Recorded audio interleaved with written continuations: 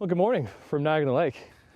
This is an annual thing. Every January we come to the region and celebrate the Ice Wine Festival. Not happening this year, and we all know why, but the ice wine harvest is happening, or at least we hope so. Mother Nature, it's kind of up to you. So happy to be joined with the Director of Viniculture from Pillitteri, Jamie Slingerland. Good morning, Jamie. Good morning. How worried are you? You get worried every year, but it's going to get cold sooner or later. Sooner or later it will. Sooner or later it will. So on average, when are you normally doing the harvest? We're picking 90% of the harvest in the first week or two of January. So we're in that region, right? Okay. We're in the vineyard right now. Let's take a look at the grapes and take us through how are the grapes doing? How are they looking? Well, they've turned brown, and the secret to producing ice wine grapes is to get them to transform from that green, amber, green color to a brown, and once they've changed in those colors, they've developed these new flavors. Yeah, so this one right here, I'm just kind of pointing at this one. I don't know if you can see it. You see it like, oh, okay. So what's that? That was the bird banger. That's helping keep the birds away. Is that one of the big threats as the grapes stay on longer and longer? Huge threat. So we have propane cannons out here, we have netting, we have little ribbons floating around to scare the birds away, and the birds, if they're left unchecked, could consume the entire vineyard. Oh, really? Yeah, I've seen 50 ton of grapes disappear in a week because they didn't have the bangers on. Is there a drop dead date? Like, do you know in the history, how many years have you been doing this for? Almost 30 years. Okay. Like, what's the latest you've ever taken the March crop off? 17th. Get out. Yeah. It could be that late. Yes. So you're fighting birds the whole time, and the grapes are desiccating, they're dehydrating. So we are fighting, in a sense, nature.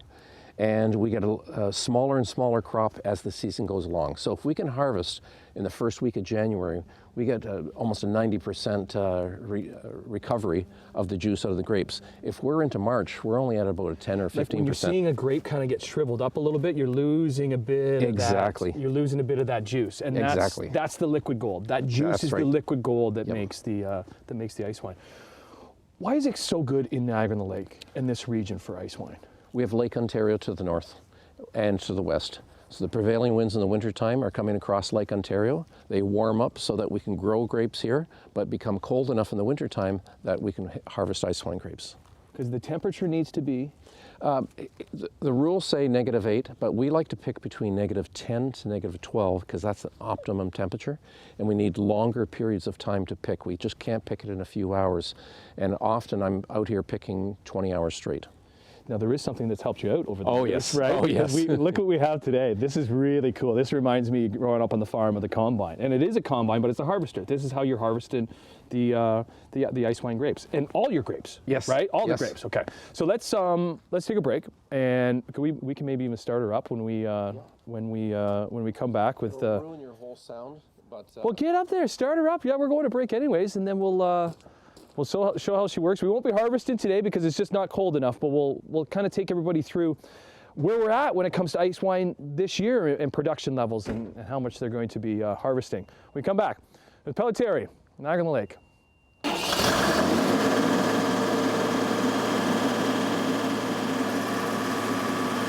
Welcome back to Pillitteri Estates. This is pretty cool. We're kind of getting an inside look at how they would be harvesting their ice wine. Now, the temperature in Mother Nature hasn't been really cooperating, so we're not there yet. But this is pretty cool. Hey, Jamie, can you turn her off? Back here with the Director of Viniculture, Jamie Slingerland with Pillitteri. This is a pretty cool piece of machinery, Jamie. And what did you guys used to do before you had this? Handpick. So we have, the most people we've had out here is 120, but we normally have about a 60-man crew. And by about 4 hours, we're down to 40 men and women. And then after about 6 hours, we're down to about 20 people. Then about 7 hours, everybody's gone. Well, because the temperature, I don't know, it's not cold, but like even standing out here right now, after a while, I couldn't imagine dealing with this. It's hard work because they'd be on their knees, they'd be bent over, they'd be lifting heavier boxes. Then we'd have to hand load all these boxes, whereas the machine, and so we would only be picking 40 ton of grapes in a night, whereas I can pick for 20 hours straight and I can pick 150 ton. How does the machine work? So it comes through every row. Yep. There's beater bars in here. So the top beater bar, it shakes the grapes off and loosens the grapes. They drop to the bottom portion and they hang in the net. And the lower bars, what they do is they beat the grapes right out of the netting, through the netting. So you don't even need to take the net off. Don't have to take the net off, right through the netting. They'll go through the net, huh? Birds like to go through the net too. That's right. As we were talking about before, the birds are one of the main threats as the crop stays on longer and longer. Where are we at with the 2020 crop? As far as production levels, 2020 crop is about 15% this year of any normal year. The demand for ice wine is down. Agritourism is the main avenue in which we sell a lot of ice wine. There's a lot of tourists that come out to wineries tasting from internationally, from across the world, and we're just not getting those visitors. So a lot of wineries, as you pull in their parking lot, if they're allowed to be open, they're at reduced capacity, and there's only domestic audience or visitors, and they're not as higher in quantity, and as a result, we're not selling as much ice wine. When it comes to like the 2020 vintage, it's said to be good because the summer was great. Yes. Does ice wine, does it matter as much to that, or is it when you're harvesting for ice wine, on the quality of the ice wine that you're getting? We can actually have a poor summer vintage, but have an exceptional winter vintage. And the reason is that these grapes, when they turn brown, they create these new flavors. And they're just very exquisite, exotic, tropical type flavors, which are hard to think, we're not in the tropics. But there's citrus, there's mango, there's apricot, there's peach type flavors to them. And so it's the weather that actually changes the crop. And until these grapes turn brown, they don't get those flavors. This is what type of grape? Vidal. Vidal. Could we start her up? Sure. Just as we go to break and see how, and even turn it on and see how it runs, because we're going to take a break here with Pillitteri. Pop back up there, Jamie, and turn her on for us, because there's some confusion sometimes too, and when it comes to ice wine and late harvest. So we're going to go back to Pillitteri Estates and kind of show you the difference between the two, and also talk about how they're excited, how this is an Olympic year, and they're the official sponsor for Team Canada. So we've changed up our location from the vineyard of Pillitteri to the winery itself. And although the Ice Wine Festival isn't happening, doesn't mean we can't sample a little bit of the liquid gold. And we have Jeff here from Pillitteri who's poured a little bit for us.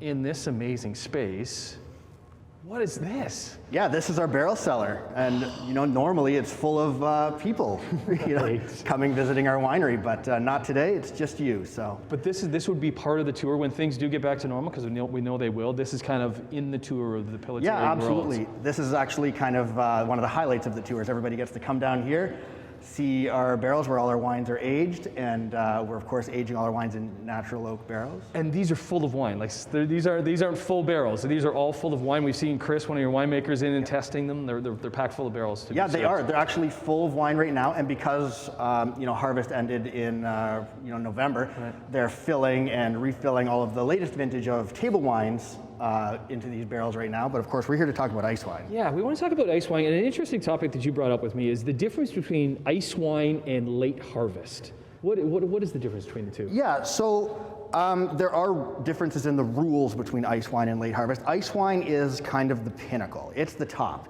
So ice wine has to have 35 bricks, and of course harvested at -8 degrees, like Jamie mentioned out in the vineyard. Did you say bricks? Bricks, which is a measurement of sugar. So that's the amount of sugar that's in the actual juice itself. Whereas a late harvest does not require the same amount of sugar in it. So what we do is we will actually, when the grapes come in the wintertime at -8 or colder, we'll press them. The first pressing, we get the ice wine juice out, and that is the most concentrated in sugar, in flavors, in acids that make the ice wine, and that's what makes this ice wine. Yeah, here. and that's what makes ice wine so special, is that it is so rich and flavorful. Like the one that you poured here is what? That's our Vidal Reserve ice wine. In fact, all the wines we have here are all from the Vidal grape. They're all the exact same grape, but the ice wine we press first. Then we'll take those grapes, we'll let them warm up a little bit and kind of break them apart again, and then we'll do another pressing, and that pressing makes the late harvest. Now here we have an example of a select late harvest, which is the highest sugar amount of the late harvest category of wines. Taste, can you tell the difference between the two? Absolutely, you can. Right. There is significantly more sweetness in the ice wine than in the late harvest. So once it's made into wine, there is about 200 grams per liter of sugar in the ice wine, whereas a select late harvest has about 100. Would you still use it as a dessert wine, the late harvest? Yeah, you absolutely can use it still as a dessert wine. And in fact, many people actually really enjoy late harvest as a dessert wine because it is not quite as sweet as an ice wine. Right, and is it not quite as expensive as ice wine? No, it's definitely not as expensive as an ice wine because you can produce more of it and you can use more grapes. You have a bit more length that you can get out of the production process to make the late harvest. The ones that we're showing here are available online for... Yes, they are. This one actually we're doing a special on right now. We're doing $99 for a case of 12, and we'll ship that anywhere in Ontario online. And if you could do curbside here too? Yeah, we're doing curbside here at the winery. The beautiful tropical fruit flavors of pineapple, mango, honey, very beautiful wines. Nice. Let's take a break because you're wearing that Team Canada mask, and that ties in with your partnership with the Canadian Olympic team. And this is an Olympic year. We're sure hoping so it is. We are Anyways, hoping so, We'll yeah. talk more about that relationship when we come back to Pillitteri Estates Winery on Morning Live.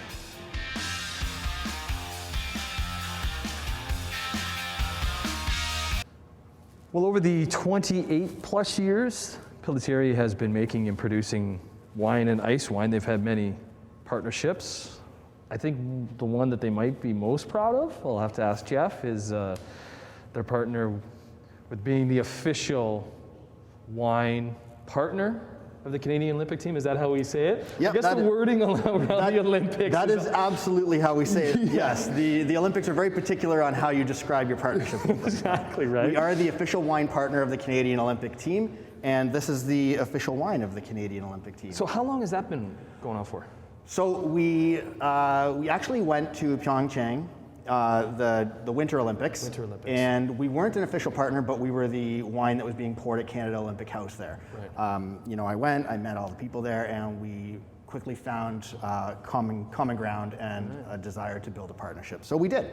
And then we solidified that just last year, and Tokyo 2020/2021 will be our Because it was supposed to be last summer. So you had gone there to Tokyo, set everything up in the Canada House, ready to go. Yeah, I was there in February actually in Tokyo, before everything changed. Right. And that was going to be our first Olympics as a partner of Team Canada.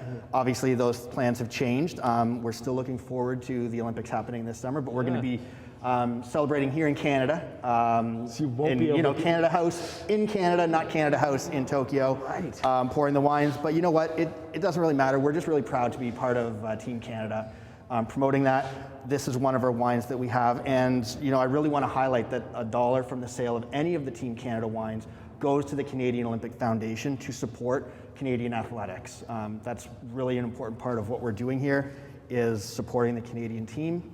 And we're really proud of that. Well, ice wine has always been called liquid gold. That's right. And you say this produces gold medals. Yes, absolutely. It is liquid gold, and it's a great celebration drink after you win a gold medal. So I guess that's the running joke, that they're not using this to train, but they use to celebrate after said gold medal. After you know what? Any performance. Our athletes are wonderful. Okay, so you ice wine and dessert, that's what it kind of normally goes with. But you kind of have a couple other things that you kind of wanted to highlight too.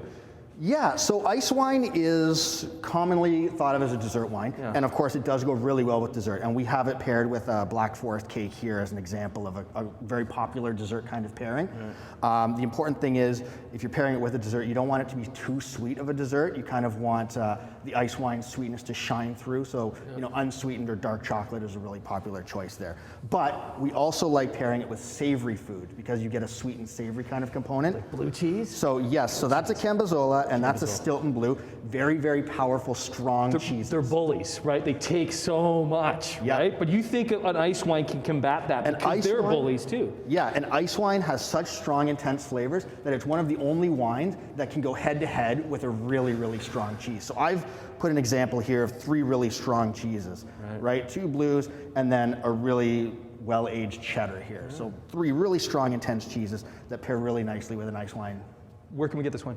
This wine is available on our website, pillitteri.com, here at our winery, and it is available across the country in many of the liquor stores. There's red and white too? There's a Team Canada red wine and Team Canada white wine. All of them are available. The goal is coast to coast once the Olympics start, and then we're going to be part of this partnership for actually the next 3 Olympic Games. Wow, amazing. Yeah. Cool. Well, you can't come and visit this beautiful space right now, but it's going to happen at some point, right? Yep. Come and check it out, but now we'll just have to drink up. Cheers, Jeff. Cheers. Thanks, pal.